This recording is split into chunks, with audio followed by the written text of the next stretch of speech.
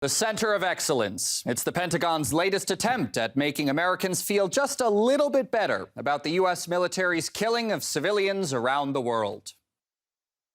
So the Center of Excellence will be sort of the hub that will provide expertise at a centralized location, but then that will be dispersed throughout the Department of Defense at the COCOM level, at the component level. It's all part of the new Civilian Harm Mitigation and Response Action Plan, aimed at reducing the amount of collateral damage caused by U.S. bombings and drone strikes.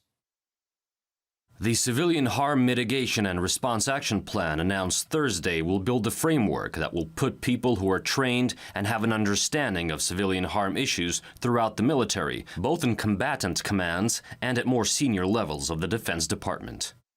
You have to wonder if anyone at the planning meeting made the controversial suggestion to stop conducting so many bombings around the world in the first place. Since 2015, U.S. forces launched more than 13,000 drone strikes in Afghanistan alone, killing as many as 10,000 people, including hundreds of civilians.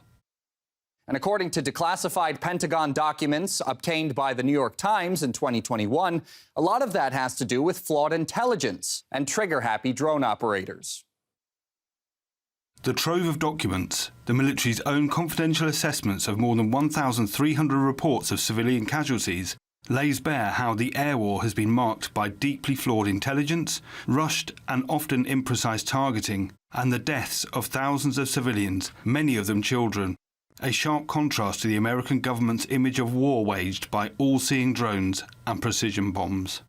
All things considered, at least the Pentagon has somewhat of a plan to ease the suffering of those unlucky enough to accidentally walk into American crosshairs, right? Well, human rights groups aren't 100% on board.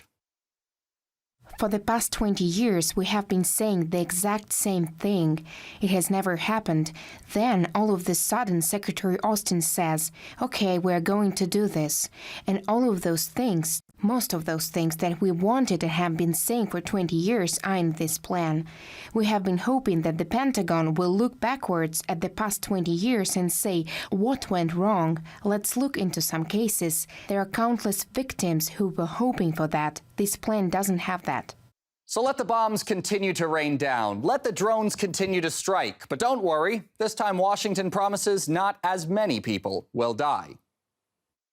They're talking about coordinating their intelligence. They're talking about making sure they have the right targets. That's their job. That's what they were supposed to be doing to begin with. They had a statement in the plan that says, this doesn't mean that we were doing it wrong. We're just going to try to do it better. Really what it is management of perception. They want to get ahead of the news media. This is about not so much preventing these problems with civilian strikes, but controlling the aftermath, getting the payoffs to the families sooner, trying to have some sort of person that can go out there and interview the media and explain what happened. That's what this is about. It's an Operation Butt Covering.